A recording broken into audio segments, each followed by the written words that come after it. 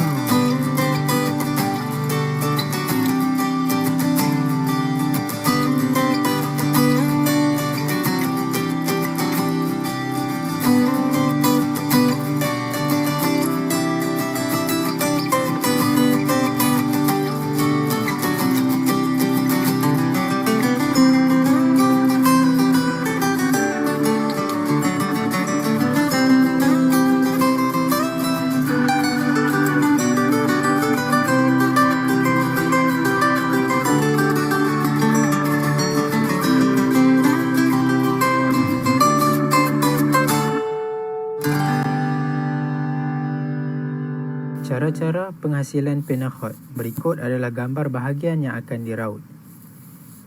Peralatan yang diperlukan adalah pisau yang tajam dan kayu khot. Pertama sekali, kita perlu meraut kayu khot tersebut sedikit demi sedikit dalam keadaan condong supaya kita mendapat rupa pena khot yang diinginkan. Setelah selesai meraut di bahagian hadapan, kita juga perlu meraut sedikit di bahagian belakang kayu khot tersebut supaya permukaannya lurus dan rata. Seterusnya, kita beralih kepada langkah-langkah untuk memotong bahagian hujung kayu khot. Proses ini perlu dilakukan di atas permukaan yang rata dan keras seperti meja, papan, kayu dan sebagainya. Untuk mendapatkan ukuran mata pena yang diinginkan, kita boleh raut pada bahagian sisi pena mengikut ukuran pena khot yang diinginkan, seperti 2mm, 3mm, 4mm dan sebagainya.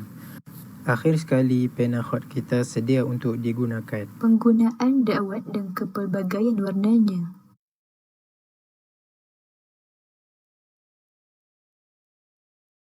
Pada zaman purba, dakwat berwarna hitam sering menjadi pilihan dan digunakan dalam penulisan. Kemudian tercetusnya kepelbagaian warna dakwat. Kepelbagaian warna dakwat yang digunakan dalam penulisan adalah seperti warna emas, biru, merah, hijau, kuning dan putih.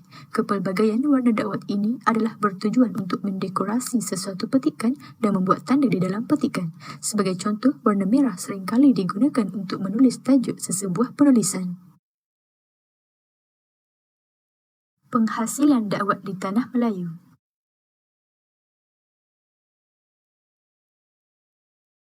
Orang Melayu mempunyai resepi rahsia mereka yang tersendiri dalam menghasilkan dakwat. Antara bahan-bahan yang digunakan untuk menghasilkan dakwat adalah: yang pertama, tenin, sejenis asid yang diperolehi dari beberapa tumbuhan daripada buah manggis. Yang kedua, dakwat sotong. Yang ketiga, bunga senduduk yang direbus untuk mendapatkan warna ungu. Yang keempat, kulit buah delima yang dibakar sehingga menjadi arang.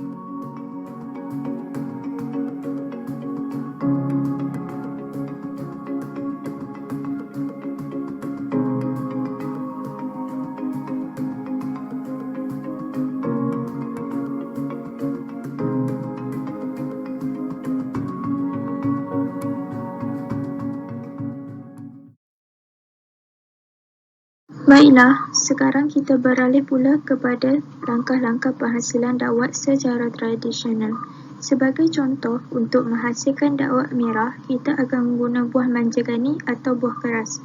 Ianya akan ditumbuk sehingga hancur, lalu ditambah dengan air mawar. Lalu dijemur di bawah matahari sekurang-kurang 40 hari. Selepas dijemur, ia akan dimasak dengan api yang kecil sehingga keluar cecair berwarna merah, lalu ditapis. Kemudian ditambah dengan gam Arab. Gam Arab adalah untuk memekatkan cecair agar apabila menulis ia melekat pada kertas ataupun kulit kayu yang digunakan pada zaman dahulu. Lalu ditapis untuk kali kedua. Setelah itu, maka terhasillah dakwat berwarna merah. Kesimpulannya, demikianlah peralatan-peralatan kod yang digunakan dalam penulisan kod dari zaman dahulu hingga kini. Rumusannya, seni kod ini banyak pembaharuan dan perkembangan dari zaman dahulu hingga kini. Khususnya dari segi peralatan yang digunakan yang membawa pembaharuan dan bentuk tulisannya, warnanya dan lain-lain. Penggunaan peralatan ini merupakan pengetahuan dan kesabaran yang tinggi dalam proses pembuatannya. Semua pihak perlulah kerjasama dalam memartabatkan seni kod sebagai satu warisan terpilang.